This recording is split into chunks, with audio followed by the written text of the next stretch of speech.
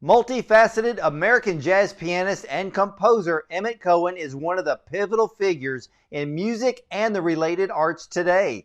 Leader of the Emmet Cohen Trio and creator of the Masters Legacy series, he is an internationally acclaimed jazz artist, a dedicated educator, and the winner of the 2019 American Pianists Awards. His artistry has taken him to venues and festivals in over 30 countries and has released over 10 albums as leader and has performed or recorded with the likes of Ron Carter, Benny Golson, and Jimmy Cobb, George Coleman, and many, many others. So ladies and gentlemen, let's welcome internationally acclaimed jazz artist, the one and the only Emmet Cohen. Welcome to the show.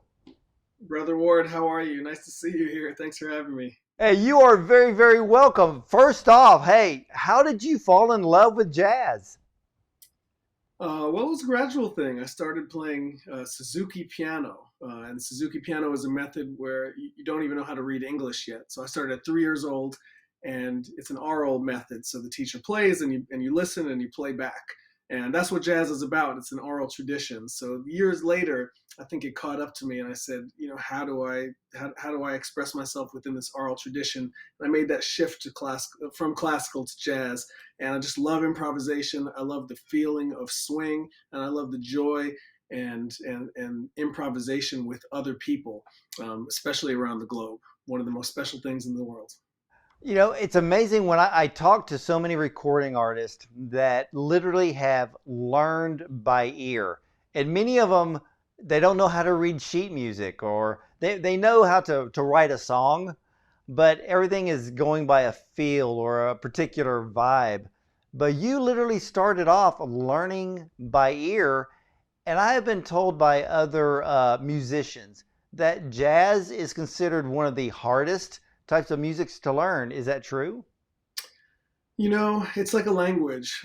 Sometimes languages come naturally to people, and if you love it and you immerse yourself in it, it can come faster. And I was lucky to grow up in a household where my parents loved music, took me to see Broadway, opera, jazz, classical, musical theater, all this kinds of stuff. And so I got a taste of all of it. And I always say when children ask me, a lot of times we do master classes and educational things. When children say, when was the moment you knew you wanted to be a jazz musician? And I always say, well, have you seen Harry Potter? And they say, yeah. And I say, well, how did Harry choose his wand? And they say, well, the wand chose him. And it's that kind of thing where it's like, I couldn't imagine doing anything else. It was like this lifestyle sucked me and chose me and presented me with some opportunities. And as I've been able to grow and bring it around the world, I realized that the gift is to share the music with as many people as possible, and shrink the world and borders, and bring people together in the process.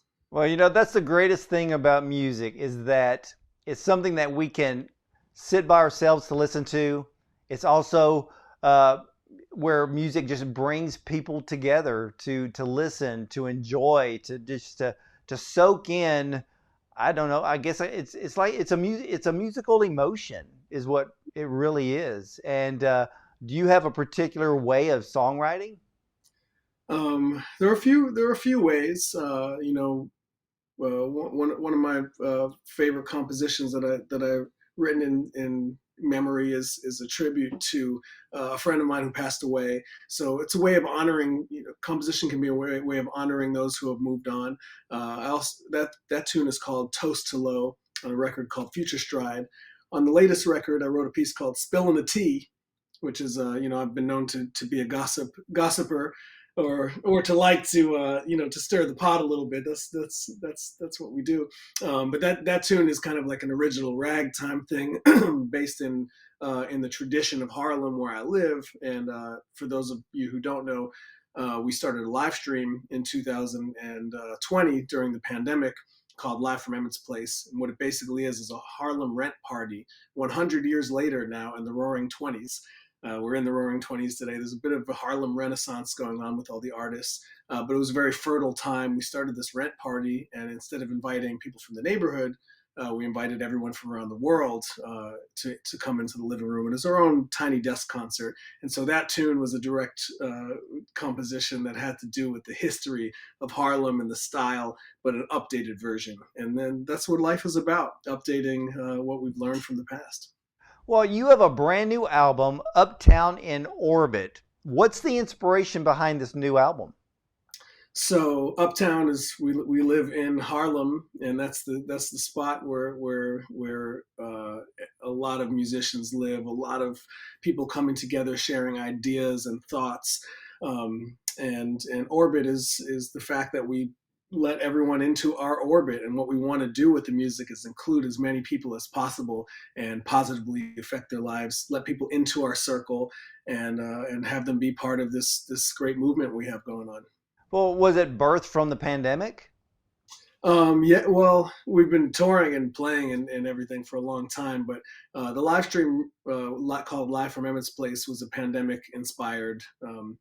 It was a silver lining, I like to call it, because there was a lot of tragedy in that time. But what we were able to do was be a lighthouse, a place for people to come once a week and share this 2-hour concert. As of this taping, we've done 104 2-hour concerts. They used to be every week. We're down to once a month now, and we've invited all kinds of guests ranging from ages 18 to 93. We had a 93-year-old up in this apartment on the show, and it's been just a great portrait of New York City and the jazz scene, and everywhere we go, people have seen the show and are so excited. And now we've been doing remote live from Emmett's Places. So I just got back from a gig in Seoul, Korea, and what we do at Emmett's Place is we invite guests to come and join us and be a part of our musical experience. We invited some Korean musicians to come and join us, and it was just this wonderful cultural exchange. And so it's germinated and developed in more ways than we could have imagined. Well, what is the reaction to audiences? So you've been touring in Asia. What is the reaction from that type of audience versus those in America when it comes to jazz? I think the reaction is an individual thing. Whereas some people hear the music and they just need to shout and they just need to be like, "Woo! This is just like they would in New Orleans or Chicago or Detroit. If they hear something they like, they're like, yeah, baby." And some people, they don't express themselves like that. They more sit back and take it in and enjoy it in that way. And so you find similar things in different places. In general, the Japanese audience is usually a little more reserved and show their appreciation at the end of the tune. The musicians in Korea, the musicians in Korea were a lot of the listeners there, and we play something and they'd be like, "Woo!" Contributing to the exchange between performer and audience, and that inspires us to maybe go for a risk we wouldn't have gone for improvisationally, or keep going one more course and take it to a higher level.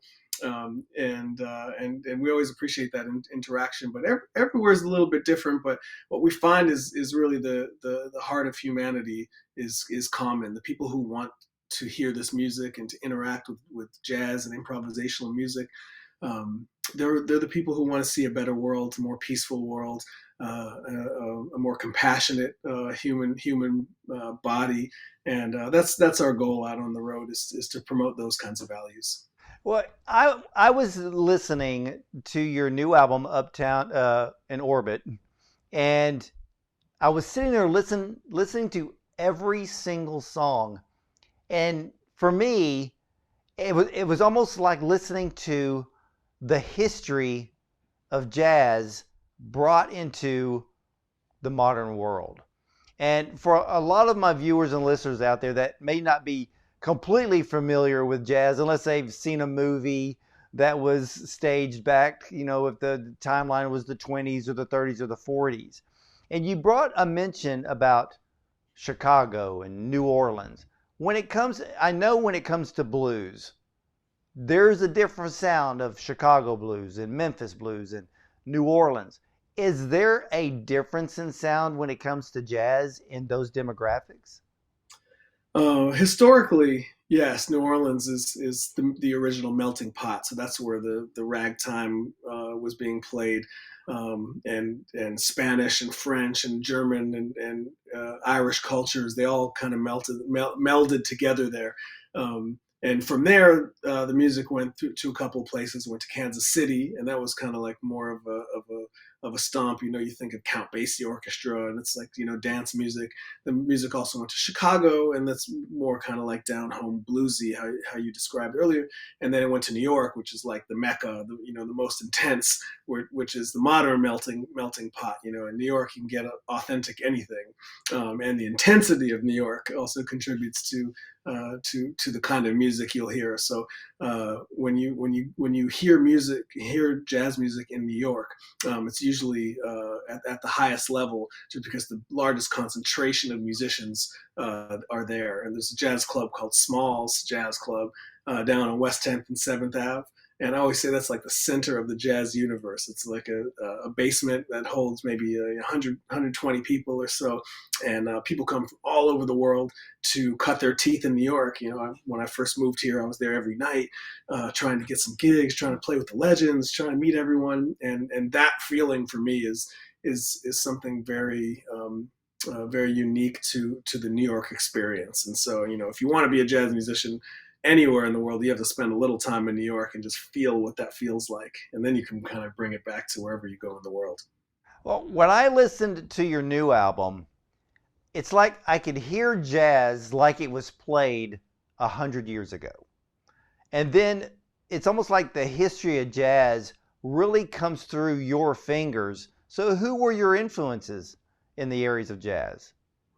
Well, I love the history. You don't have to be a historian to play music. You just have to be a human being. And for me, it's I've had a lot of mentors and older musicians. You named some of them in the bio, but having a chance to play with musicians like Ron Carter or George Coleman or Benny Golson, and they've been around Duke Ellington, and they've been around Louis Armstrong and Thelonious Monk, and these names that you do know. Um, to get a little piece of that and what those people meant to the fabric of the society, what those people meant for civil rights issues in America. They were fighting for so much, and to honor that history is one of the great gifts. And so, I try to absorb as much as I can from the elders and listen to all different kinds of music. But those are some of my influences: Duke Ellington, Louis Armstrong, Fats Waller, Scott Joplin. I love a pianist named Cedar Walton, and Herbie Hancock. There's so many from different eras, from different pieces. And the more I exist on the earth, the more I uncover somebody that, like, oh wow, this guy plays really great. And now I hear what he's doing. I'm going to do something like that too. And then you start to steal little bits and pieces from hundreds of influences, and then they melt away, and you can just relax and just be yourself. And that's what the music's really about, trying to just be yourself. And that's what it teaches other people too. It's like, it's okay to just relax and just be who you are and be where you are. And music has a lot of lessons that are important for certain people on their journeys. Well, as I was listening to your album, and it was the jazz that you would hear back in the 20s, in the 30s, in the 40s, and I could hear that through your playing, because I was kind of, I guess I was more used to of a more I guess slow type jazz that a lot of people will resonate to in modern day. But I mean, the moment I heard you start playing, it's almost like you took the listener back in time. Was that done on purpose? Well, I think I always say that jazz is the closest thing we have to time travel.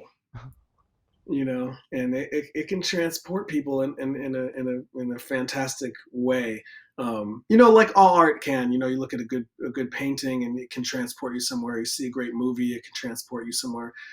and we feel we feel like we're time traveling. We feel like we're transported in a lot of different art forms, and so I'll take that as a big compliment that you were transported. And it has a lot to do with the history, and I live right here in Harlem on Edgecombe Avenue.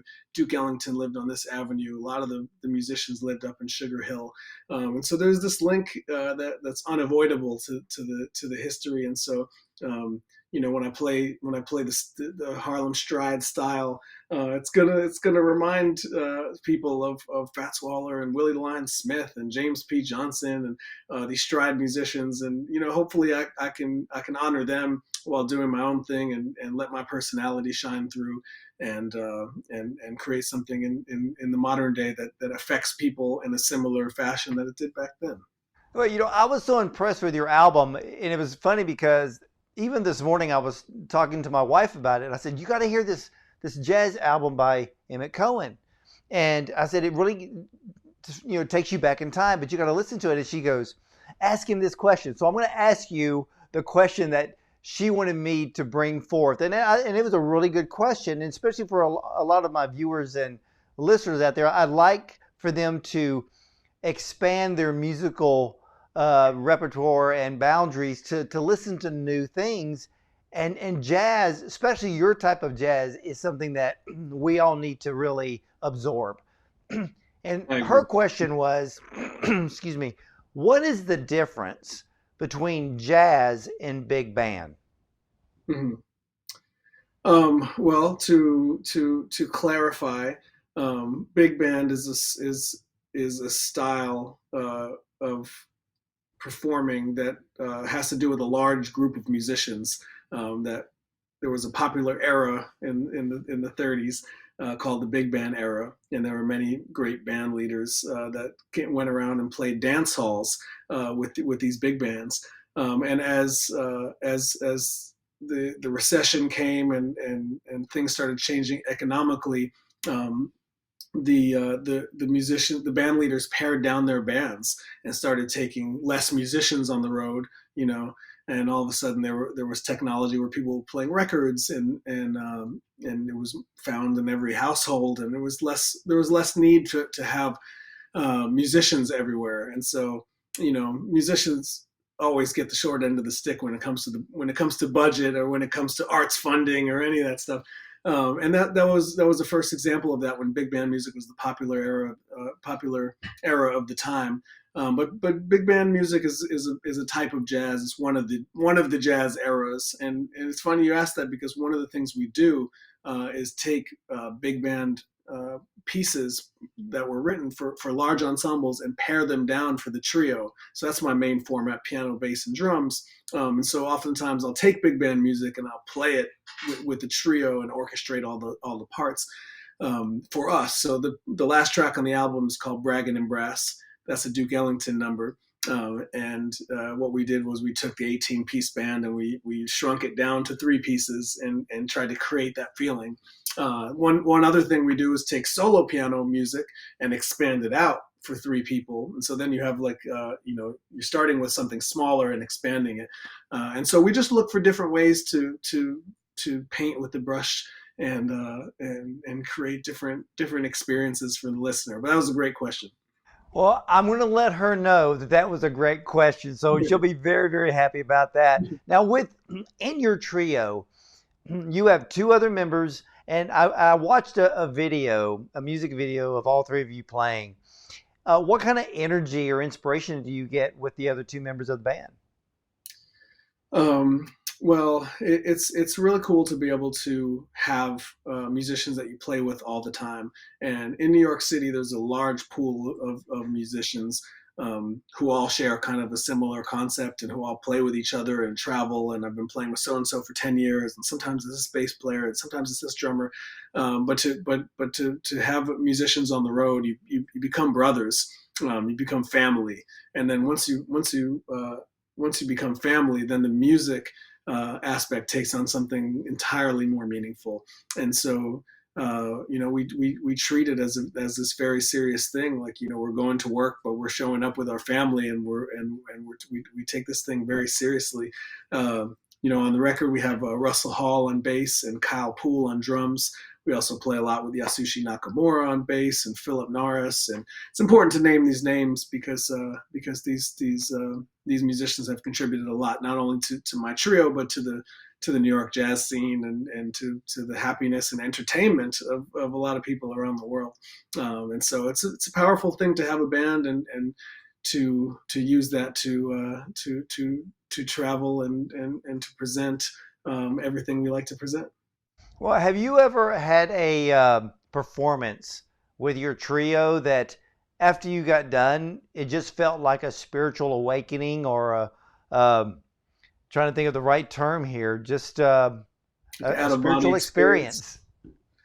Yeah, there's many times. You don't always get to that feeling on every gig, but there are certain ones where everything just clicks right, and that's the magic of music. Sometimes like the audiences and the instruments and the hall or the venue and all the circumstances just click, and sometimes it's just magic, and it's really hard to explain. But after you have a moment like that, you know what it feels like, and the more experienced and advanced the musicians are, the more likely that will happen. And the more you play together, the more the telepathy enters the equation, and I think someone's going to play something over here, and then they end up playing it, and we play this thing together, and then we stick with it, and it becomes this experience where everyone in the room can feel it. It's all about playing with the energies, and sometimes we get to that thing where the energy is just right, and you've hit a moment, and someone will come up to you after the gig and say, I'll never forget that moment when that thing happened. And that's one of the greatest gifts of music. It is. That if you were to ever do a live album, what venue would you like to record in? One of the great venues for live recording ever is called the Village Vanguard. It's the oldest club in New York City, 85 years old, and it's on Christopher Street and 7th Avenue, or somewhere down there, 14th Street and 7th Avenue in New York City. And John Coltrane played there, and Bill Evans and Thelonious Monk and Sonny Rollins, and everyone recorded there. And it's got this very unique sound in there. That's the spot for a live record. Oh man, well, maybe that'll happen one day. Well, I play there fairly often, so I'm putting it out to the universe, and I'm definitely inviting you, Ward, when we do it. I will definitely be there for that. And so for you, what are some of your favorite pieces to perform? And I know you've already listed, you mentioned a lot of your favorite composers, but what are the favorite pieces that you do like to play live? I love to see who's out listening in the audience, and kind of meet them halfway. It's something that I think a lot of great jazz musicians have done over time. One piece of music that I feel bridges a very important gap through every culture, everywhere in the world, is when we perform Somewhere Over the Rainbow. People just relate to that song in a very special way, and it's maybe the song of the 20th century or something like that. But everywhere we go, people don't speak English. They still feel that, and it's this beautiful thing. That's one thing that comes to mind. I also love performing my original compositions, and I love just creating on the spot, and kind of like, sometimes we treat the sets like a live DJ. We'll go in and I'll try this tune and see how the audience reacts, and if they react in a certain way, we'll follow that. And if it's getting a little, the energy's getting a little lower, we'll pivot and take it somewhere else. And to do that as a band, it's almost like live DJing as a band, and creating this energy. It's a very special thing about the music. It's funny that you mentioned Somewhere Over the Rainbow. Not only is it my mother-in-law's favorite song, but it's also the #1 most famous song according to the Library of Congress. Yeah. So it's just a part of American history. Yeah, it's part of music and cinema history, which is very rare for a song to do to cover two industries. Yeah, and people all over the world, they identify with that song, and I think it's kind of a beacon of hope for a lot of people, and it reminds them that better times lie ahead, and they have a lot to look forward to in their life. And rainbow is a magical thing. You don't think about it too often, but when you do see one, it makes you think about a lot of things in your life. Like, how can that type of beauty exist? And it's the same within the music. Well, it's funny. It's the rainbow is the thing that literally stops us in our tracks. If we're walking down the street and we look up into the sky and we see one, it's almost like you're trying to capture a magical moment. Yeah. If you're driving down the highway and you see one, you're trying to pull out your smartphone just to try to hopefully get a decent picture of it, because we don't see them very often, but they are very magical. And I can see where that one song being played in any venue just brings a whole new emotion and vibe to the audience. I can see it. Yeah, it's special. Well, in 2019, you won the American Pianist Cole Porter Fellowship Award. Did the lockdown hinder you from taking any advantage of that award? Um, wow. Well, that was about a year before the lockdown, and one of the things that came out of the competition was a record deal with this company called Mac Avenue Records, and then I ended up putting out two records with them. We were very fortunate during the pandemic to have started this live stream, and we had our own kind of lane and created our own market disruptor, if you will, where we made this online jazz club. And so, I think the closing of one door was all of our gigs getting canceled, and that was a very nerve-wracking feeling in 2020. I remember being in Canada, and all the news was going around, and at first it was like, this gig is canceled, this week is canceled, oh, this thing they canceled it, and it was like, oh no, oh no, no, no, until we realized, like, oh, everything's canceled. Um, and then it was like, okay, we're in Canada and we need to get home before this border closes in however many hours. And so we did that, got home safely, and from an artistic standpoint, it was almost like a clean slate. We had all these opportunities, I mean, all these engagements and all these things that we had to do, and all of a sudden they melted away, and it was time to just sit back and think, and kind of try to understand what else was out there in the world when everything is stripped away. And from an artist perspective, a lot of the people I know, they said it was a really fruitful time to be able to think and create and all that. And obviously, we call it a silver lining because we wish this thing didn't happen at all. But it put a big break in the huge spinning wheel of capitalism just for a moment, and everyone had to just, like, sit back and say, oh, I've all the time in the world right now. What am I going to do with that time? And I think, more than not being able to take advantage, it was a time to reflect. I was able to reflect on the past number of years. I've been in New York 8 years at that point. I've been in New York 10 years now, and just, it's life can get busy, can get crazy, and you don't often have time to sit back and, like, think about how things went, how things should go in the future, and what's important. Well, it's funny because when it all hit, I was interviewing other recording artists, and during that time, immediately it happened to everybody in one fell swoop. Tours were canceled, and even though they said it'll only be 2 weeks till we flatten the curve, but it wasn't just 2 weeks of gigs being canceled. It was a month, 2 months, complete tours gone in a matter of a couple of weeks. Was it difficult for you and other musicians, especially in New York, because y'all had one of the toughest lockdowns? Was it tough to find a way to make a living? It was incredibly challenging for a lot of people, and it required a pivot in that time. And one of the things that I did, I always had in mind that the whole world is trending. This is the entrepreneurial brain in me. The whole world is trending towards subscription. If you look at Apple, they have their iCloud thing. If you look at Google, they have got Google Drive, Amazon, Netflix, and Fresh Direct to get groceries. Everything wants you to subscribe and pay a monthly or yearly fee or whatever it is. And I said, like as artists, we should be thinking about this too. And it's different from like a Kickstarter, more similar to maybe like a platform like Patreon. But I said, I don't want to do this on Patreon and give my thing away to them. So we built something on my website. It's called Emmet Cohen Exclusive, and that's basically a membership program where people can sign up for the year.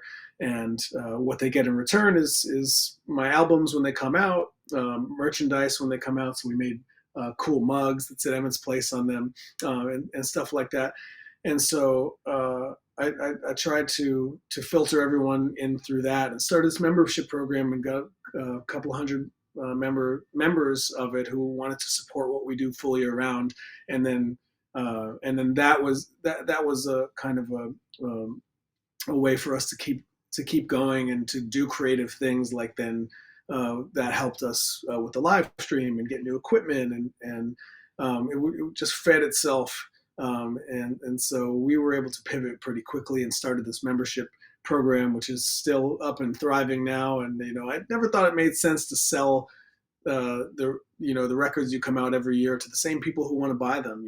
Maybe they can develop a trust thing, keep it on a yearly retainer, and then it supports what we do all year round. And if I want to teach a master class for underprivileged kids, there's a fund of money that I can then go pay the band, and there's different things that I think it just required a creative angle, and I think that was our creative angle. And obviously, everyone needs to figure out what works best for them. But we were able to do that during the pandemic, and if anyone's interested in that, you can check it out right on my website. It's just emmetcohen.com. And the exclusive tab. So we have our people that are close to us that want to support us, and that really helped us get through the pandemic. Well, I will tell you this, Emmet. I think it was a brilliant idea. And one thing we do on my show, and all of my viewers and my listeners know what I'm about to say, because I say it with every recording artist that I interview.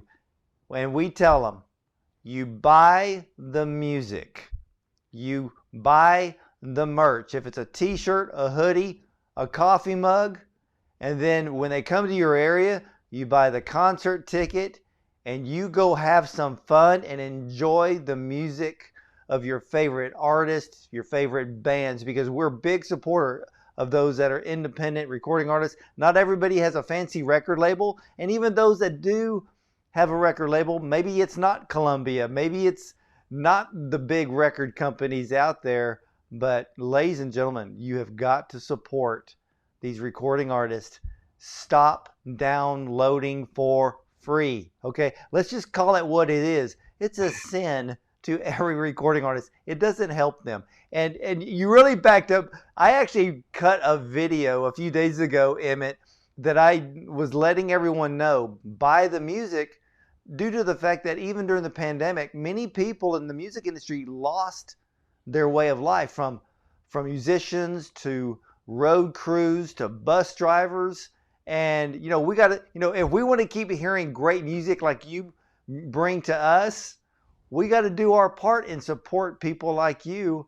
And again, it's all about buying the music. And ladies and gentlemen, here's what you need to do right now. You got to buy the brand new album from Emmet Cohen, Uptown in Orbit. I will tell you this, you will fall in love. If you've not been a jazz fan before, you're going to be a jazz fan now. And Emmet, what's up next for you?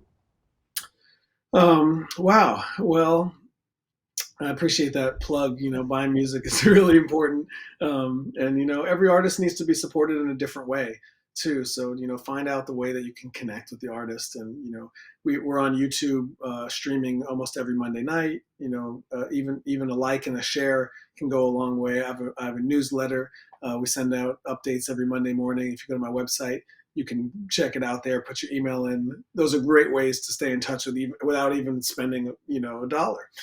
So there's other ways to support too, which I just wanted to mention. And wow, just got back from Asia. I'm playing in New York this weekend at a club called Smoke Jazz Club. We have a nice run May 2023 at Birdland Jazz Club, and we're on the road pretty much full time. Headed to Europe in a few weeks. Got a few Midwest dates before in Chicago and Grand Rapids, Indianapolis, St. Louis, Lawrence, Kansas, outside of Kansas City. And yeah, we're on the road pretty much full time. So the best way to stay in touch is to put your email into the website or check out our tour schedule and stay up to date. When we come to an area near you, we'd love to meet you. Well, I will tell you this. I'm going to emmetcohen.com. I'm going to sign up for the newsletter, and I'm checking out the albums, and I'm checking out the merch. I expect all of my viewers and my listeners to do the exact same thing. As I've always said, music makes the world go around. It is music that makes memories. And for us to continue to have those fun times and to have those memories, we got to keep supporting people like Emmet Cohen and everybody else out there bringing forth the most incredible music you have ever heard. Emmet, I am so glad that you were on my show today. Ward, you're wonderful to talk to, and I'm so glad we met. And you're gonna have to come up to our live stream in Harlem, one of our rent parties. So you let me know when you're in the area, and you got yourself a front row seat. It would be great to see you in person. And in the meantime, we'll see you online, and look forward to coming back on soon and sharing some more love with you. Hey, Emmet, you are welcome back on the show anytime, and I'm going to take you up on that because I want to see live at Emmet's place in person. So when I head to New York, I will definitely let you know. So if you're not out touring the world, I definitely want to have that front row seat. And ladies and gentlemen, you want a front row seat right now? Go to emmetcohen.com. Get his brand new album, Uptown in Orbit. I will tell you this, you will feel every note. You will experience every song as it is meant to be experienced. You will, again, fall in love with jazz, all because of the incredible talent of Emmet Cohen and his trio. So, ladies and gentlemen, stick around because I will be right back with more.